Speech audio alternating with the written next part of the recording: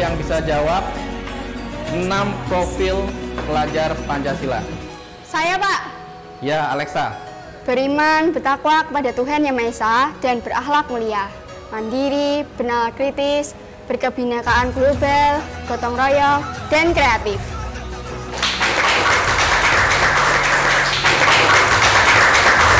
Kita belajar Pancasila, kita bernafas dalam sila-silanya.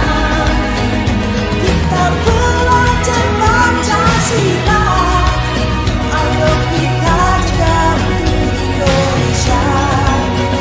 Kita belajar Pancasila, kita bernafas dalam sila-silanya.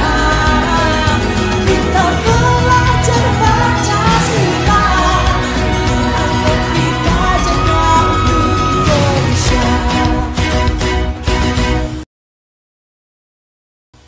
Pancasila merupakan pilar ideologi bangsa Indonesia.